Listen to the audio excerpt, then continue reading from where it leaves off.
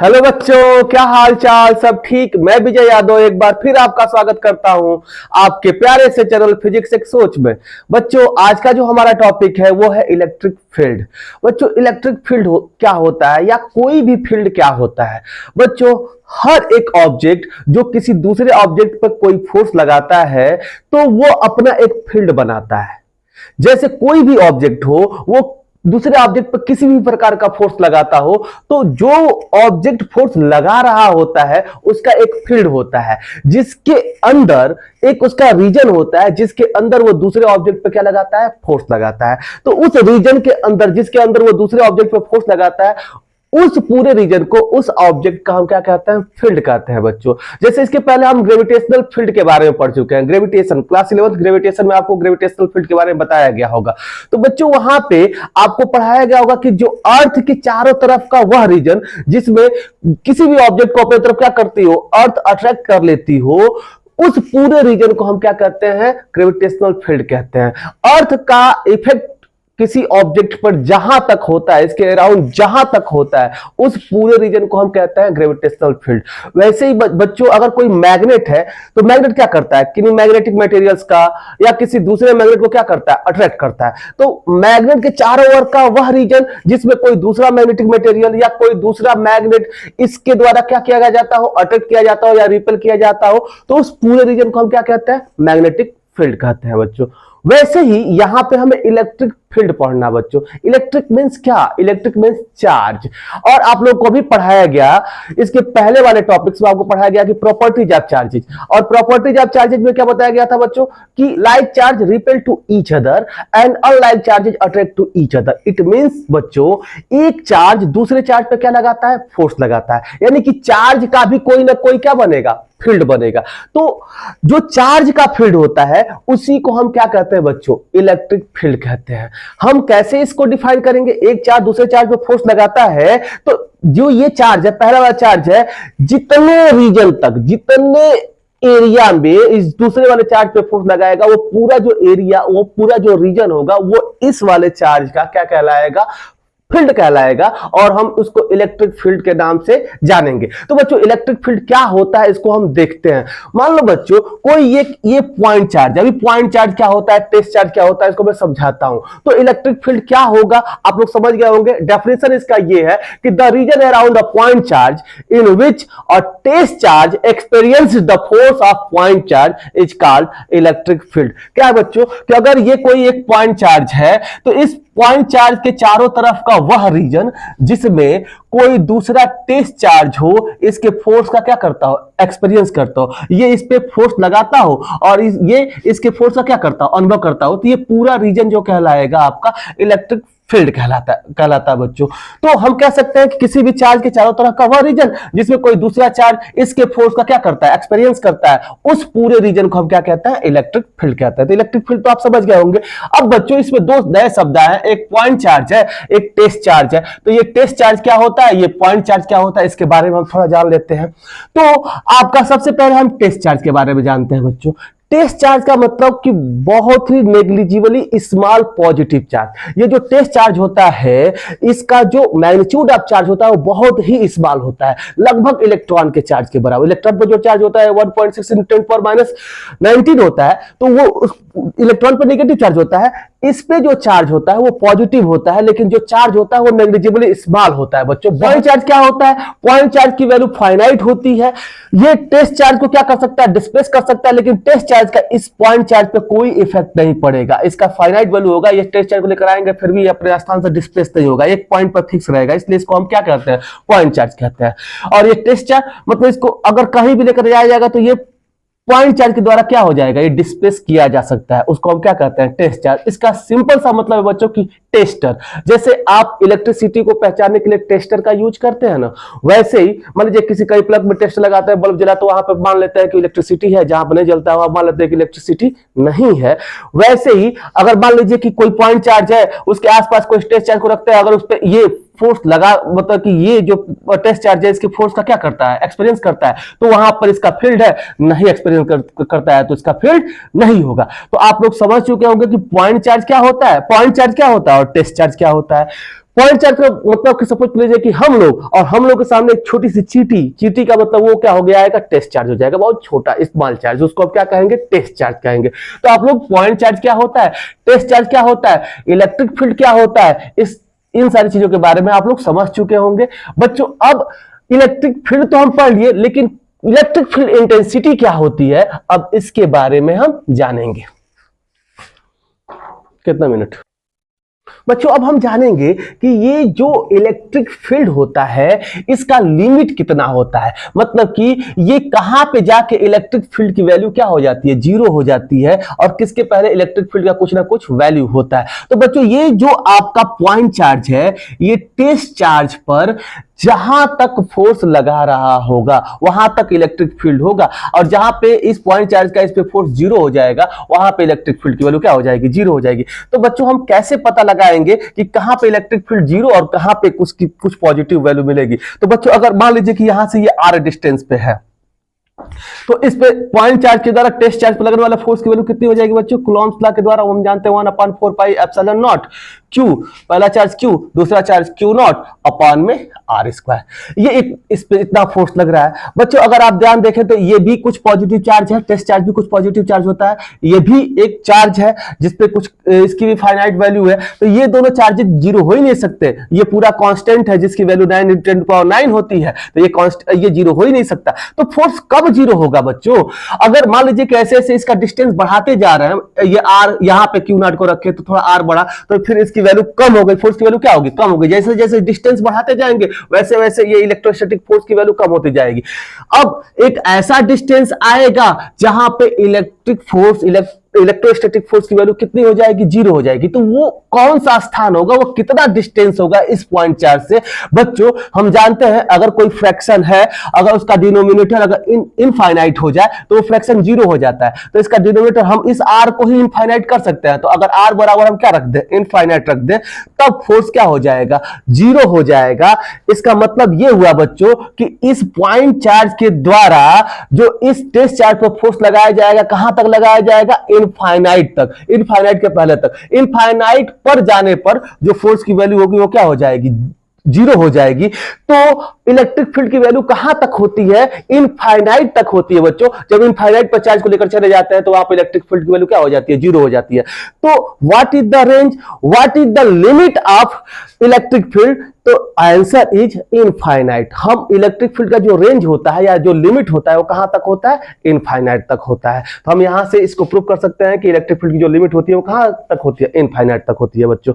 अब हम पढ़ेंगे इलेक्ट्रिक फील्ड इंटेंसिटी के बारे में बच्चों। अब इसके बाद जो अगला टॉपिक है हमारा वो इलेक्ट्रिक फील्ड। बच्चों अब हम पढ़ेंगे इलेक्ट्रिक फील्ड इंटेंसिटी के बारे में। इलेक्ट्रिक फील्ड इंटेंसिटी क्या होता है बच्चों, जैसे आपको एक एग्जांपल के माध्यम से मैं बता रहा हूं कि इलेक्ट्रिक फील्ड इंटेंसिटी क्या होता है।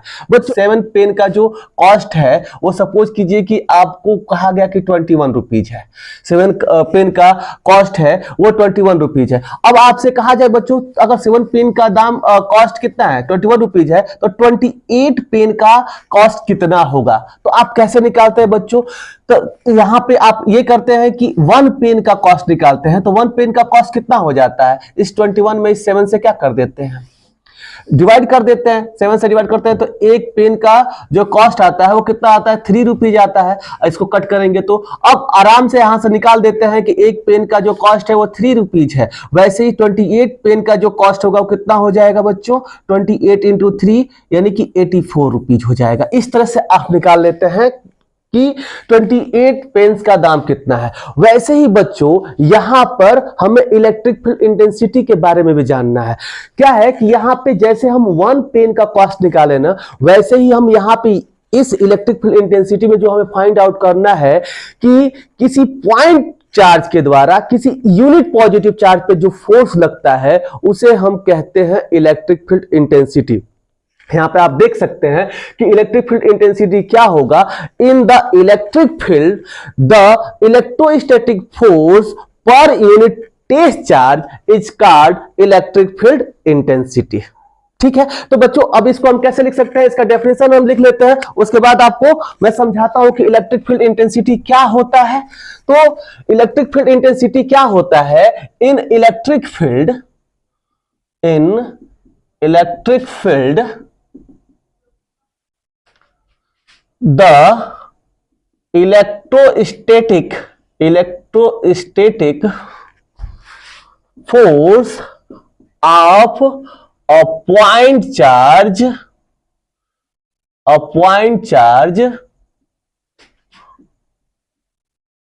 पर unit test charge is called electric field intensity, is called electric field intensity। अब इसका मतलब क्या है बच्चों? इस इलेक्ट्रिक फील्ड इंटेंसिटी का मतलब क्या है? अब मान लीजिए बच्चों ये कोई पॉइंट चार्ज है, तो इसके चारों तरफ क्या बनेगा? इलेक्ट्रिक फील्ड बनेगा। अब ये मान लीजिए कि यहां पे कोई क्यू नॉट चार्ज रखा गया है, आर डिस्टेंस पे यहां पे क्यू नॉट चार्ज रखा गया है। तो बच्चों बताओ कि ये जो पॉइंट चार्ज है इस इलेक्ट्रिक फील्ड के अंदर इस क्यू नॉट चार्ज पे कितना फोर्स लगा रहा होगा? तो बच्चों ये जो पॉइंट चार्ज है, मान लो कि ये जो पॉइंट चार्ज है इस क्यू नॉट चार्ज पे कितना फोर्स लग रहा है? एफ लग रहा है। जो एफ की वैल्यू होती है आप जानते हैं, एफ इक्वल टू क्या होता है? 1/4 pi epsilon not Q not upon में आर स्क्वायर लगता है। ये फोर्स लगाता है ये पॉइंट चार्ज किस पे? इस टेस्ट चार्ज पे। तो इस क्यू नॉट चार्ज पे ये एफ फोर्स लगा रहे हैं। कौन? ये पॉइंट चार्ज इस टेस्ट चार्ज पे कितना फोर्स लगा रहा है? एफ लगा रहा है। अभी बताया मैंने बच्चों आपको कि 7 पेन का जो कॉस्ट था वो कितना था? 21 था। तो 1 का निकालने के लिए क्या करते हैं? तो 1 का निकालने के लिए हम 21 में 7 को से क्या करते हैं? डिवाइड करते हैं। वैसे क्यू नॉट चार्ज पे जो लगने वाला फोर्स है वो कितना है? एफ है। तो यूनिट पॉजिटिव चार्ज पे लगने वाला जो फोर्स हो जाएगा बच्चों वो कितना हो जाएगा? एफ अपान में क्यू नॉट। और यही होता है आपका इलेक्ट्रिक फील्ड इंटेंसिटी। इसी को हम कहते हैं इलेक्ट्रिक फील्ड इंटेंसिटी, इस यूनिट पॉजिटिव चार्ज पर लगने वाले फोर्स को। तो ये ई इक्वल टू क्या हो जाएगा? F upon Q not. और इसी को हम कहते हैं इलेक्ट्रिक फील्ड इंटेंसिटी। तो इस पॉइंट पे अगर हमें electric field intensity find out करनी है तो इसकी जो वैल्यू हो जाएगी आर डिस्टेंस पे वो कितनी हो जाएगी? E equals to F upon में क्यू नॉट। तो इसको हम कैसे लिख सकते हैं बच्चों? यहां पे इसका डेफिनेशन जो लिखा गया है वो लिखा गया in electric field the electrostatic force of a point charge per unit test charge. Per unit मतलब क्या? जहां कहीं भी पर यूनिट आता है वहां पे क्यों जिसका पर यूनिट कहा जाता है उससे क्या होता है? डिवीजन होता है। तो आप यहां पे लिख सकते हैं कि इलेक्ट्रिक फील्ड इंटेंसिटी का जो ये फॉर्मूला हो जाएगा force per unit test charge, ये इलेक्ट्रिक फील्ड इंटेंसिटी हो जाएगी। बच्चों ये जो इलेक्ट्रिक फील्ड इंटेंसिटी होती है वो एक वेक्टर क्वांटिटी होती है। वो क्या होती है? एक वेक्टर क्वांटिटी होती है। तो E इक्वल टू कितना? ये इसको हम क्या कहेंगे? It is a vector quantity. बच्चों अभी इसकी डायरेक्शन बताया जाएगा जब आपको properties of electric field lines जब पढ़ाया जाएगा तो वहां पे बताया जाएगा कि जो इलेक्ट्रिक फील्ड इंटेंसिटी का डायरेक्शन होता है वो किधर से किधर की तरफ होता है। हमेशा जो इसका डायरेक्शन होता है वो पॉजिटिव चार्ज से नेगेटिव चार्ज की तरफ होता है। तो कैसे होता है वहां पे आपको समझाया जाएगा। इस टेस्ट चार्ज के हेल्प से ही हम वहां पे समझाएंगे आपको। तो दूसरा, अब ये इसका यूनिट क्या होता है? Unit of E equal to क्या हो जाएगा? देखिए ऊपर कितना है? ये फोर्स है तो नीचे ये चार्ज है, तो इसका यूनिट क्या हो जाएगा? न्यूटन पर coulomb. Unit of electric field intensity क्या हो जाएगा? न्यूटन पर कूलम हो जाएगा बच्चों। अगर इसका डायमेंशन लिखा जाए तो डायमेंशन क्या हो जाएगा बच्चों? डायमेंशन अगर इसका देखा जाए तो आप यहां से निकाल सकते हैं डायमेंशन कितना हो जाएगा। फोर्स का डायमेंशन क्या होता है बच्चों? mL/T⁻²। और अपान में चार्ज का डायमेंशन एम्पियर सेकेंड होता है इसका यूनिट। तो एम्पियर के लिए और टाइम के लिए टी। तो अगर यहां से अगर इसको डिवाइड किया जाए तो क्या हो जाएगा? ml। अब टी एक बार ऊपर जाएगा तो T⁻³ और a एक बार ऊपर जाएगा तो a⁻⁻1। तो इसका डायमेंशन क्या हो जाएगा? mL/T⁻³ a⁻⁻1। बहुत बार इसका डायमेंशन और यूनिट पूछा जाता है, इसलिए आप इसको नोट कर लेंगे और ध्यान से इसको देख लेंगे बच्चों। तो ये होता है इलेक्ट्रिक फील्ड इंटेंसिटी। और आप लोगों ने समझ लिया होगा कि कहीं पर भी किसी भी इलेक्ट्रिक फील्ड पे यूनिट पॉजिटिव चार्ज पे जो फोर्स लगता है, यहां पे जो क्यू नॉट चार्ज है इसको यूनिट पॉजिटिव चार्ज कर दिया जाए तो इस आपके पॉइंट चार्ज के द्वारा उस यूनिट पॉजिटिव चार्ज पे जो फोर्स लगता है उसको हम इलेक्ट्रिक फील्ड इंटेंसिटी कहते हैं बच्चों। अब हम बच्चों इसके बाद जो हमारा टॉपिक है वो ये पढ़ेंगे electric field intensity due to a point charge at a point, यानी कि इस पॉइंट पे इलेक्ट्रिक फील्ड इंटेंसिटी की वैल्यू कितनी हो जाती है। तो चलिए हम उसको पढ़ते हैं बच्चों। अब हम ये पढ़ेंगे electric field intensity due to a point charge at a point. मान लो बच्चों कि ये एक पॉइंट चार्ज Q है और इससे r डिस्टेंस पे कोई पॉइंट P है और यहां पे हमें इस पॉइंट चार्ज की वजह से इलेक्ट्रिक फील्ड इंटेंसिटी को क्या करना है, फाइंड आउट करना है। बच्चों क्या जानते हैं, अभी हमने इसका डेफिनेशन पढ़ा इलेक्ट्रिक फील्ड इंटेंसिटी का। तो इलेक्ट्रिक फील्ड इंटेंसिटी का जो डेफिनेशन होता है वो क्या होता है, force per unit test charge. तो सबसे पहले हमें किसी दूसरे चार्ज पे फोर्स काउंट करना है। तो मान लो कि ये कोई Q नॉट एक टेस्ट चार्ज है और इसको यहां पे रखा गया है। तो बच्चों इस टेस्ट चार्ज पे जो फोर्स लग रहा है वो और अपान में अगर हम क्या रख दे, इसको डिवाइड कर दे टेस्ट चार्ज से, तो वो इलेक्ट्रिक फील्ड इंटेंसिटी हो जाएगा। तो सबसे पहले इस पॉइंट चार्ज के द्वारा इस टेस्ट चार्ज पे कितना फोर्स लग रहा है, अगर इस फोर्स को अगर यहां पे काउंट किया जाए बच्चों तो फोर्स कितना लगेगा, यहां से मान लीजिए कि यहां से r डिस्टेंस पे ये Q नॉट चार्ज लिया गया है, वो P पॉइंट है, तो वहां पे उस Q नॉट चार्ज पर लगने वाला फोर्स की वैल्यू कितनी हो जाएगी, 1/4 पाई एप्सिलॉन नॉट Q। पहला चार्ज Q1 Q2 अपान में r स्क्वायर होता है, तो पहला Q1 कितना है, Q है, Q2 कितना है, Q नॉट है और अपान में r स्क्वायर है। जो डिस्टेंस है इसका बच्चों उसका हमने क्या लिख दिया, स्क्वायर लिख दिया। ये फोर्स लग रहा है पॉइंट चार्ज के द्वारा टेस्ट चार्ज पे।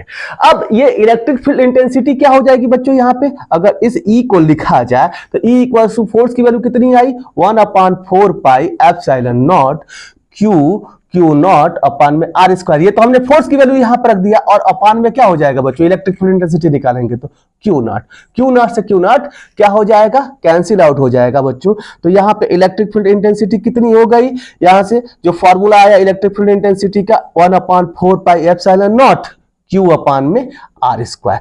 तो बच्चों अगर किसी कोई एक पॉइंट चार्ज हमारा यहाँ पे Q है और यहां से, अब हमें टेस्ट चार्ज से कोई मतलब नहीं है, यहां से r डिस्टेंस पे कोई पॉइंट P है और यहां पे कोई हमें पूछे कि इलेक्ट्रिक फील्ड इंटेंसिटी कितनी होगी, तो आप कैसे निकाल लेंगे कि यहां से क्या लिखेंगे, 1/4 पाई एप्सिलॉन नॉट और ये जो चार्ज है जिसकी वजह से हमें यहाँ पे electric field intensity find out करनी है, उस चार्ज अपान में r स्क्वायर। इसका मतलब बच्चों कि इस दूसरे स्थान पे क्या रख दिया गया, यूनिट पॉजिटिव चार्ज रख दिया गया, यहां पे यूनिट पॉजिटिव चार्ज रख दिया गया। और इस केस में ये वाला जो इस पे चार्ज लगा रहा है यूनिट पॉजिटिव चार्ज पे, ये जो हमारा पॉइंट चार्ज फोर्स लगा रहा है वही इलेक्ट्रिक फील्ड इंटेंसिटी हो जाएगा। आप करके देख सकते हैं कि यहाँ पे जो फोर्स आप देखेंगे यहाँ पे इसके द्वारा यूनिट पॉजिटिव चार्ज पे जो फोर्स लग रहा है 1/4 पाई एप्सिलॉन नॉट, ये तो क्यों हो गया, दूसरा चार्ज को यूनिट कर दिया गया अपान में r स्क्वायर। तो इलेक्ट्रिक फील्ड का डेफिनेशन तो मैं तभी से वही बता रहा हूं कि the electrostatic force per unit positive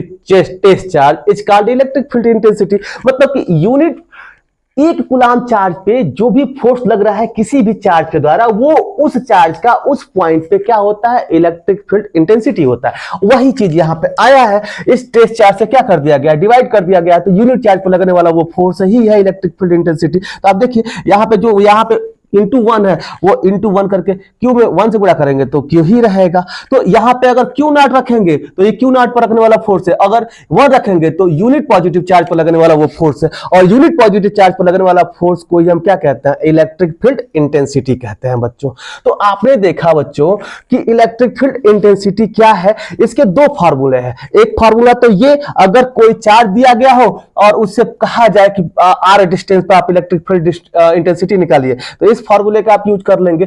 और बच्चों अगर कहीं आपको इस तरह से कोई सिस्टम आप चार्जेस की वजह से, सिस्टम ऑफ चार्जेस की वजह से कहीं इलेक्ट्रिक फील्ड इस तरह से इलेक्ट्रिक फील्ड लाइंस दिया गया हो, या इलेक्ट्रिक फील्ड की कोई स्पेसिफिक ई वैल्यू दी गई हो और कहा जाए कि इसके अंदर कोई क्यू चार्ज है, तो ये क्या है, ई यूनिट पॉजिटिव चार्ज पर लगने वाला फोर्स है। ये जो ई है वो यूनिट पॉजिटिव चार्ज पर लगने वाला फोर्स है, मतलब कि 1 इंटू ई के बराबर है, ठीक है ना, यूनिट पॉजिटिव चार्ज पर लगने वाला फोर्स है। अगर यहां पे क्यू चार्ज है बच्चों तो क्यू इंटू 1, जैसे हमने बताया ना कि 1 रुपए में आपकी, मान लीजिए कि अभी आप 7 पेन कितने रुपए बुलाया, 21 रुपीज बुलाया, तो 1 पेन का दाम कितना हो गया था, 3 रुपीज हो गया था। वैसे ही 1 कूलाम चार्ज पे लगने वाला फोर्स क्या है, ई है। तो क्यू कूलाम पे चार्ज पे लगने वाला कितना फोर्स हो जाएगा बच्चों, F equal to Q into E हो जाएगा। यहां से भी आप देख सकते हैं फोर्स इक्वल टू क्या हो जाएगा, क्यू नॉट इंटू ई हो जाएगा। तो इसी फार्मूले से अगर कोई इलेक्ट्रिक फील्ड है और उसमें क्यू चार्ज रखा गया है तो उस पर लगने वाला फोर्स की वैल्यू कितनी हो जाएगी।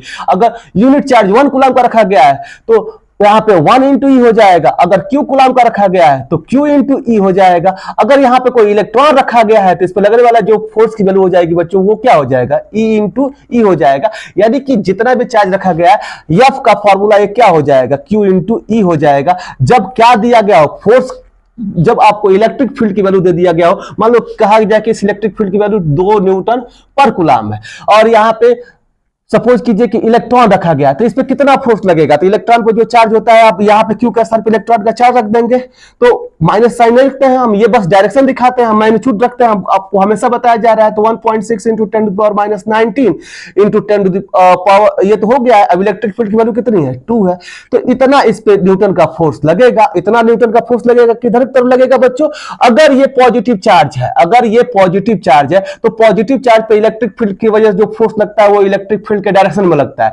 अगर नेगेटिव चार्ज है तो इस पे जो फोर्स लगता है वो इलेक्ट्रिक फील्ड के अपोजिट डायरेक्शन में लगता है। ऐसा क्यों बच्चों, अभी आपको बताया जाएगा कि जो इलेक्ट्रिक फील्ड प्रोड्यूस होता है वो पॉजिटिव चार्ज से प्रोड्यूस होता है और कहां पे जाके खत्म हो जाता है, नेगेटिव चार्ज पे। तो अगर ये पॉजिटिव बता रहा है ये वाला सिरा और ये वाला सिरा नेगेटिव बता रहा है, अभी बताया जाएगा कि जो इलेक्ट्रिक फील्ड लाइन का डायरेक्शन होता है पॉजिटिव से स्टार्ट होता है और नेगेटिव की तरफ क्या होता है, समाप्त होता है। जस्ट इसके बाद वाला टॉपिक में बताऊंगा। तो पहले थोड़ा यहां समझा दे रहा हूं कि क्या डायरेक्शन होगा। अगर इधर की तरफ पॉजिटिव है उधर की तरफ नेगेटिव है तो कोई बीच में पॉजिटिव चार्ज रखेंगे तो इससे फोर्स किधर किधर की तरफ लगेगा, पॉजिटिव वाला इसको क्या करेंगे, रिपेल करेंगे और नेगेटिव वाला अट्रैक्ट करेगा। तो ये पॉजिटिव चार्ज पे फोर्स इधर की तरफ, और ये नेगेटिव है तो नेगेटिव कोई चार्ज है तो नेगेटिव वाला इसको क्या करेगा, रिपेल करेगा और पॉजिटिव वाला अट्रैक्ट करेगा। तो ये नेगेटिव का फोर्स इधर की तरफ और पॉजिटिव पर फोर्स उधर की तरफ। और फोर्स कितना लगेगा बच्चों, ये एफ इक्वल्स टू जितना इलेक्ट्रिक फील्ड दिया गया है इनटू जितना ये चार्ज है, पॉजिटिव है तो पॉजिटिव चार्ज लिखिए, हमेशा पॉजिटिव ही मैग्नीट्यूड रखेंगे।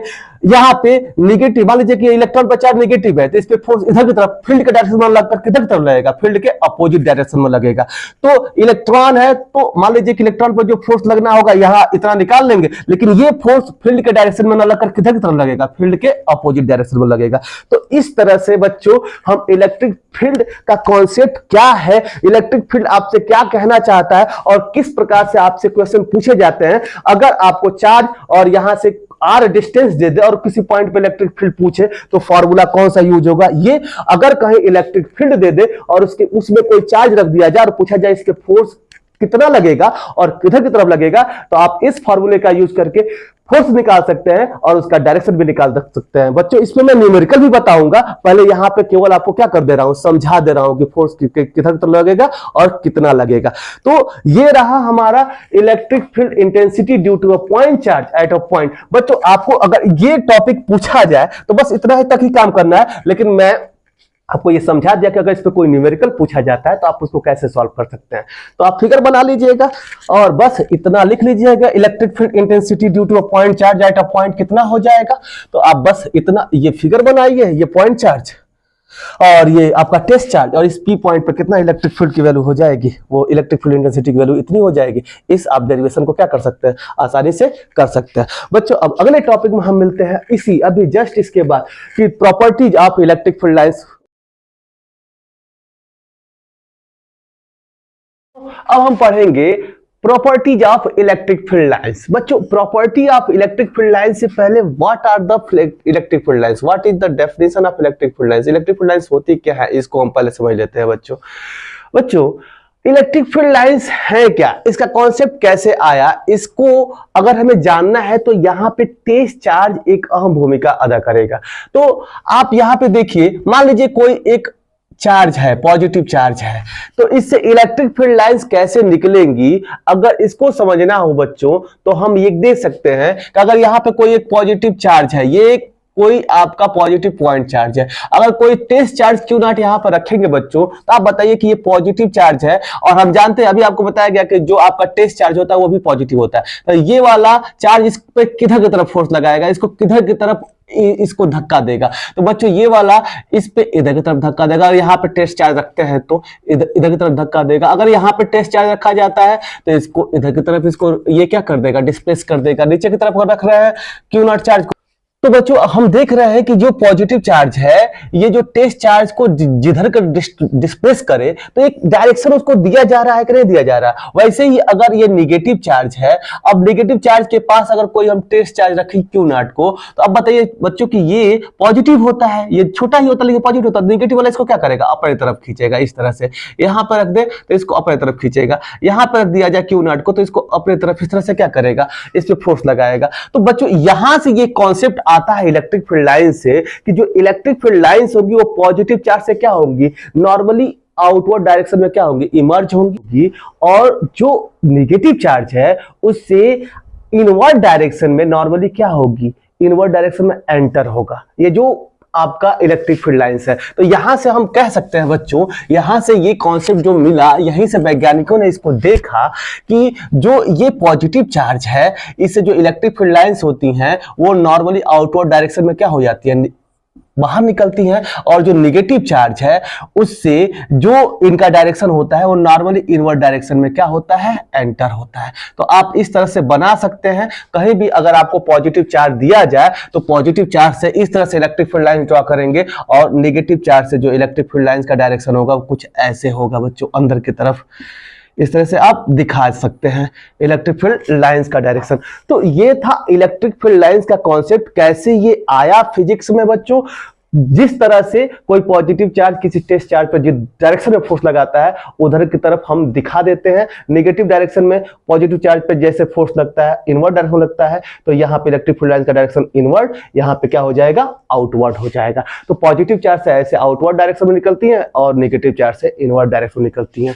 अब बच्चों जो इलेक्ट्रिक फील्ड लाइंस का जो प्रॉपर्टीज होता है, ये 7 प्रॉपर्टीज होती है। अगर आप इसको जानते हैं तो इसके आगे वाले टॉपिक आपके लिए बहुत आसान हो जाने वाले हैं। तो चलिए हम इन 7 प्रॉपर्टी को एक एक करके पढ़ते हैं। तो जो पहली प्रॉपर्टी है वो ये है, electric field lines are imaginary lines starts from positive charge and end at negative charge. बच्चों अगर मान लीजिए ये तो अलग अलग पॉजिटिव और नेगेटिव दे दिया गया है, तो इस तरह से ये चार्जेस से इलेक्ट्रिक फील्ड लाइंस निकल रही हैं। लेकिन अगर इन दोनों चार्जेस को एक दूसरे के पास रख दिया जाए, ये फिगर जो भी बनाया गया था इसको बना लीजिएगा। अगर उसके बाद दूसरा फिगर, इसके जहां पे ये आप इस लिखिएगा, नोट्स बनाइएगा, वहां पे जितना मैं फिगर बना रहा हूं उसको बनाते भी रहिएगा।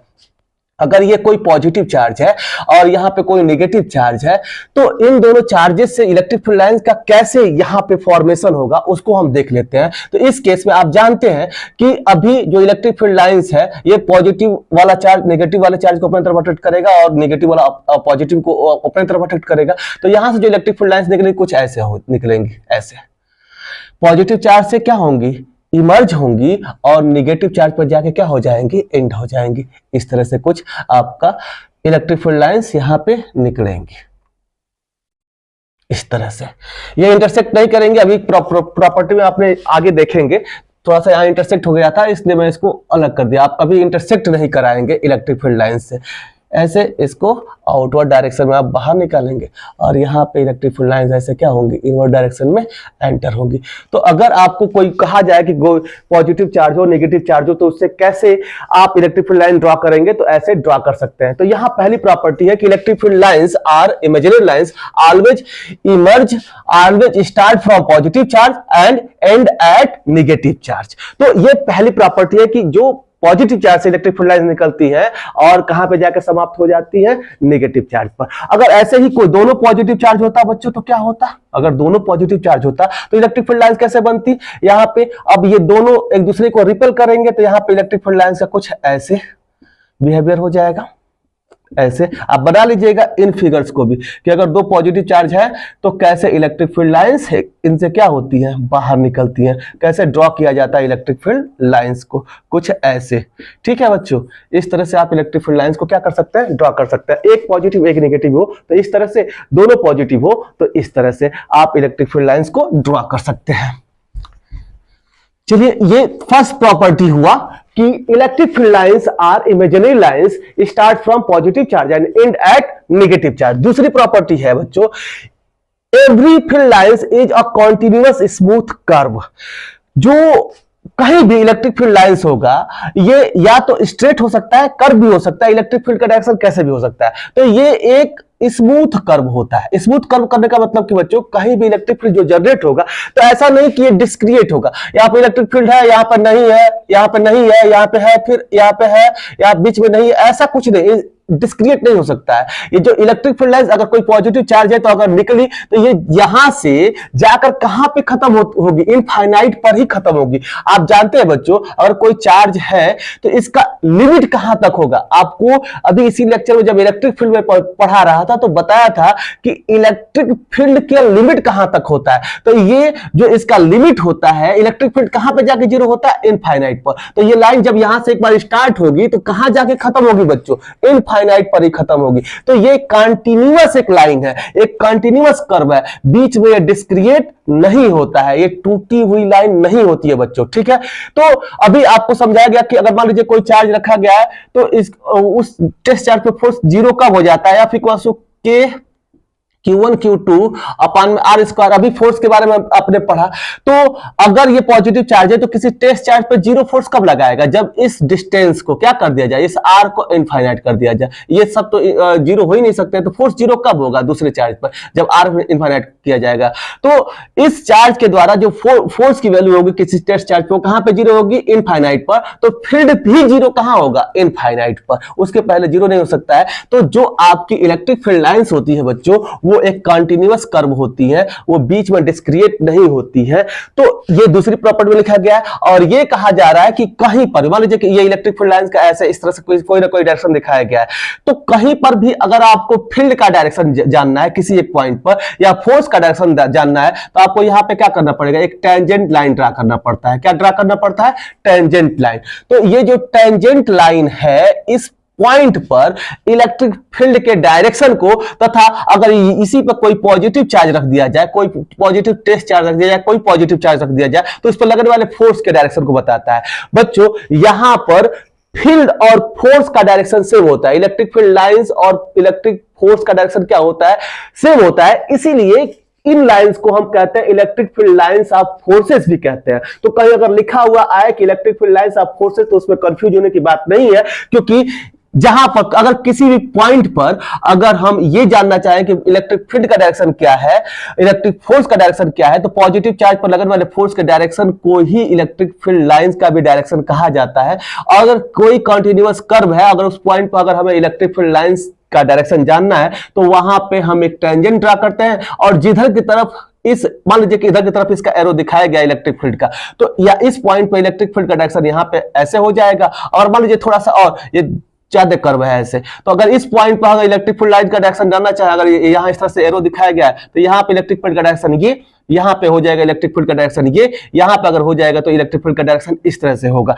अगर यहां पे कोई पॉजिटिव चार्ज रखा जाए तो इस पर लगने वाले फोर्स का डायरेक्शन इस इधर की तरफ, यहां पर रखा जाए तो इस पर लगने वाले फोर्स का डायरेक्शन इधर की तरफ, जिधर की तरफ ये आप टेंजेंट ड्रॉ कर रहे हैं उधर की तरफ ही उस पॉजिटिव चार्ज पे फोर्स भी लगेगा, और उस डायरेक्शन में ही इलेक्ट्रिक फील्ड का भी डायरेक्शन होगा। ठीक है बच्चों, तो दूसरे वाला प्रॉपर्टी का आपने समझा कि ईच एंड एवरी जो फील्ड लाइंस होता है वो एक कॉन्टिन्यूअस कर्व होता है, और उसका टेंजेंट जो ड्रा करते हैं तो वो किसको दिखाएगा, इलेक्ट्रिक फील्ड का डायरेक्शन दिखाएगा, और जो पॉजिटिव चार्ज पे फोर्स लग रहा होगा उसके डायरेक्शन को दिखाता है।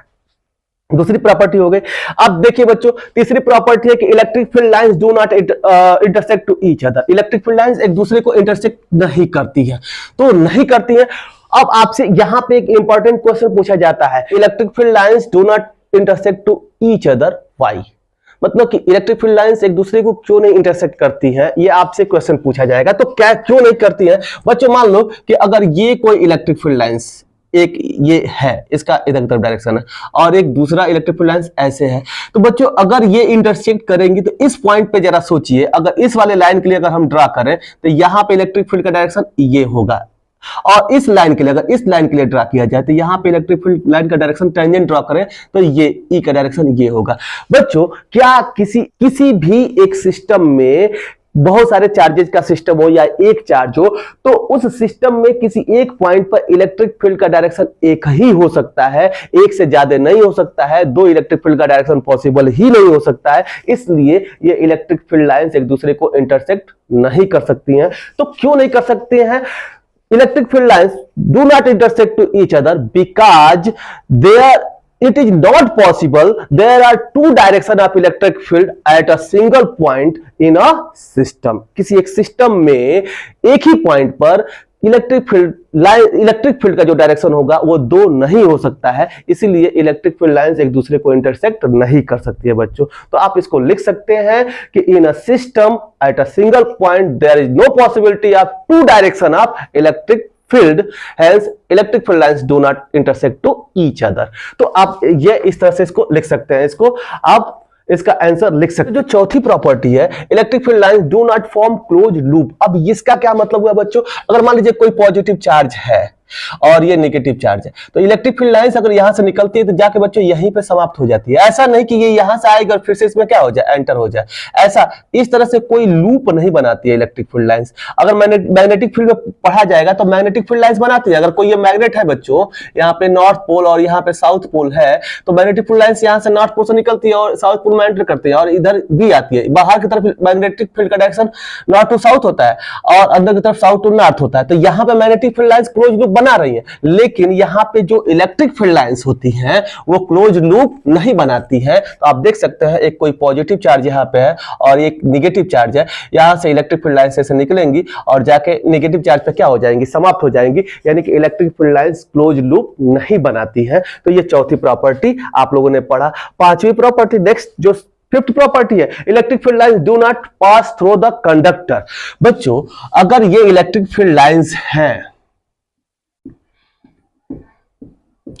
तो ये कंडक्टर के अंदर पास नहीं करती है। कंडक्टर के अंदर पास क्यों नहीं करती है बच्चों? अगर मान लीजिए इसके बीच में कोई कंडक्टर हम रख दें, इसके बीच में कोई कंडक्टर रख दें, तो इलेक्ट्रिक फील्ड लाइंस का मतलब क्या बच्चों? अभी आपको समझाया जा रहा है कि ये पॉजिटिव चार्ज है और ये नेगेटिव चार्ज है, तो इलेक्ट्रिक फील्ड लाइंस निकल रही है तो पॉजिटिव चार्ज से निकलती है और नेगेटिव चार्ज में जाके क्या हो जाती है, एंटर हो जाती है। यानी कि अगर सपोज कीजिएगा भी कोई कंडक्टर इसके अंदर नहीं रखा गया है तो जो ये इलेक्ट्रिक फील्ड लाइंस होंगी ये पॉजिटिव ये बता रहा होगा जहां से निकली है, और जिधर की तरफ जा रही है वो क्या होगा, नेगेटिव चार्ज होगा। अगर मान लीजिए बच्चों इसके अंदर अगर मान लीजिए कोई कंडक्टर हम रख भी देते हैं तो क्या होगा? आपको पता है कि यहां पे कोई भी जो कंडक्टर होता है वो उस पर चार्ज क्या होता है, इंडक्ट होता है। Charge produced by the induction method आपने पढ़ा है। अगर यहाँ पे पॉजिटिव चार्ज, ये सिरा पॉजिटिव चार्ज को रिप्रेजेंट कर रहा है, तो इस कंडक्टर के अंदर जितने भी इलेक्ट्रॉन होंगे वो कहां आ जाएंगे बच्चों, इस वाले सिरे पे आ जाएंगे, इस वाले सिरे पे आ जाएंगे। और ये नेगेटिव, ये जो आपका सिरा है वो नेगेटिव को रिप्रेजेंट कर रहा है, तो यहाँ पे सारे पॉजिटिव चार्ज आ जाएंगे बच्चों। अब जितना इसके बाहर यहाँ पे इलेक्ट्रिक फील्ड ई है बच्चों, पॉजिटिव से निकल रहा है, इलेक्ट्रिक फील्ड का डायरेक्शन पॉजिटिव से निकलकर किधर की तरफ जा रहा है, नेगेटिव चार्ज की तरफ होता है, पॉजिटिव से नेगेटिव तरफ। देखिए इलेक्ट्रिक फील्ड ऐसे लाइंस होती है ना, पॉजिटिव से निकलकर किधर की जाती है, नेगेटिव तरफ। तो इलेक्ट्रिक फील्ड का ये डायरेक्शन है। तो इसके बाहर जो इलेक्ट्रिक फील्ड है, जितना भी एक्सटर्नल इलेक्ट्रिक फील्ड है उसका डायरेक्शन इधर से इधर है। अब जितना चार्ज यहाँ पे उतना ही चार्ज यहाँ पे नेगेटिव हो जाता है कंडक्टर के केस में, और जितना यहाँ नेगेटिव चार्ज है वहां पर उतना ही पॉजिटिव हो जाता है। तो इसके अंदर भी एक इलेक्ट्रिक फील्ड प्रोड्यूस होता है बच्चों, जो इस बाहर वाले इलेक्ट्रिक फील्ड के बराबर होता है और क्या होता है, इसके अपोजिट डायरेक्शन में होता है। तब बताइए कि एक इलेक्ट्रिक फील्ड इधर की तरफ ई नॉट और उतना ही इसके अपोजिट डायरेक्शन में, दोनों एक दूसरे को क्या कर देंगे, जीरो कर देंगे। मतलब कि किसी कंडक्टर के अंदर जो इलेक्ट्रिक फील्ड हो जाएगा बच्चों, इस बाहर और अंदर की वजह से ये क्या हो जाएगा, जीरो हो जाएगा। तो बताइए कि अगर किसी कोई बीच में अगर कोई कंडक्टर हम यहां पर रख दें तो अब जो इलेक्ट्रिक फील्ड लाइंस निकल रही है इसके अंदर कोई इलेक्ट्रिक फील्ड लाइन जाएगी क्या? जो जाएगी उसके अंदर वाले लाइन से क्या हो जाएगी, वो न्यूट्रलाइज हो जाएगी। इसलिए कंडक्टर के अंदर जो इलेक्ट्रिक फील्ड होता है वो क्या होता है, जीरो होता है। कंडक्टर के अंदर जो इलेक्ट्रिक फील्ड की वैल्यू हो जाएगी, जितना इलेक्ट्रिक फील्ड इधर की तरफ बाहर वाला उतना ही इसके अंदर भी एक इलेक्ट्रिक फील्ड इधर की तरफ जनरेट हो जाएगा। दोनों एक दूसरे को क्या हो जाएगा, कर देंगे, इंटरसेक्ट, जीरो कर देंगे, न्यूट्रलाइज कर देंगे। इसलिए कंडक्टर के अंदर जो इलेक्ट्रिक फील्ड हो जाता है बच्चों वो क्या हो जाता है, जीरो हो जाता है। इस कारण कंडक्टर के अंदर कोई भी इलेक्ट्रिक फील्ड लाइंस नहीं जाती है। अगर आपसे कहा जाए, ऐसे एक रिप्रेजेंट कराया जाए और पूछा जाए कि बच्चों ये कंडक्टर है और इसमें से बताइए कौन सी पॉसिबिलिटी सही है, तो एक ऐसे आपको क्वेश्चन दे दिया जाएगा कि ऐसे कोई इलेक्ट्रिक फील्ड लाइंस इससे पास कर रहा है, एक इलेक्ट्रिक फील्ड लाइंस कुछ ऐसे पास कर रहा है, एक ऐसा कुछ है, यहां से कोई इलेक्ट्रिक फील्ड लाइंस गया ऐसे, और इसका कुछ यहाँ पे डायरेक्शन कुछ यू हुआ और यहां से ऐसे निकला, तो बताइए कौन सा वाला सही है।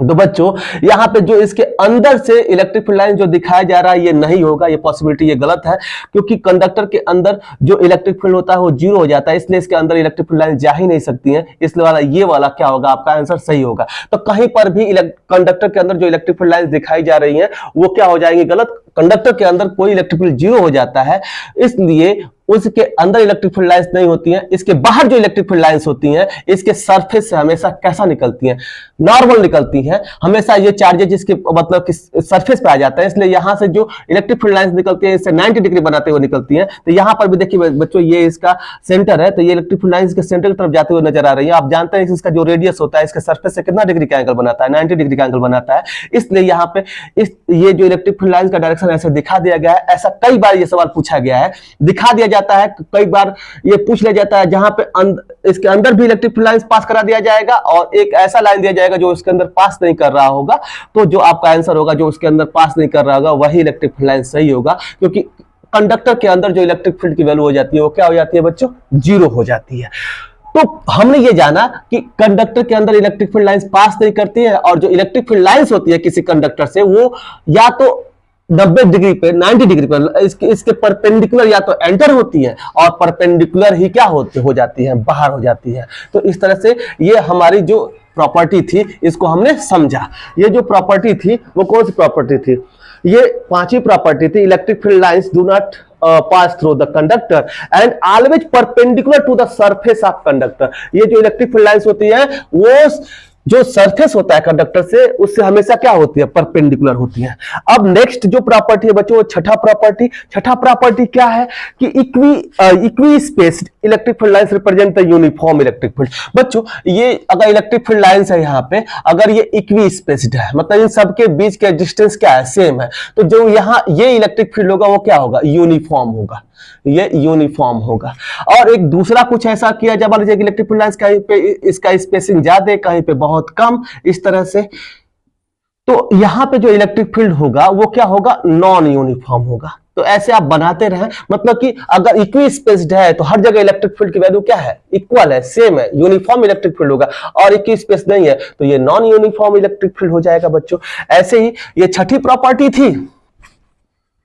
And what is the next and last property, seventh property, the closeness of electric। बच्चों मान लो कि एक ऐसा इलेक्ट्रिक फील्ड है जिसमें जहां पे इलेक्ट्रिक फील्ड लाइंस एक दूसरे से बहुत पास है, तो closeness of electric field lines strong electric field को रिप्रेजेंट करता है। स्ट्रॉन्ग मतलब कहीं भी आपको दिया गया हो तो ये इलेक्ट्रिक फील्ड लाइंस एक दूसरे से बहुत पास हो तो वो किसको रिप्रेजेंट करेंगे, स्ट्रॉन्ग इलेक्ट्रिक फील्ड को। स्ट्रॉन्ग इलेक्ट्रिक फील्ड यहाँ ये रिप्रेजेंट करेगा। और अगर इलेक्ट्रिक फील्ड लाइंस के बीच का स्पेसिंग उसके तुलना में किसी भी तुलना में ज्यादा हो तो ये जो होगा इसके तुलना में ये जो इलेक्ट्रिक फील्ड होगा वो क्या होगा बच्चों, वीक इलेक्ट्रिक फील्ड होगा। तो आप क्या कह सकते हैं, closeness of electric field lines represent the strong electric field and the farness of electric field lines represent the weak electric field। बच्चों ये 7 बेसिक प्रॉपर्टी थी इलेक्ट्रिक फील्ड लाइन से। चलिए बच्चों अगर ये वीडियो आपको अच्छा लगा हो तो आप इस वीडियो को लाइक करें और चैनल को सब्सक्राइब करें। Bye bye, Tata.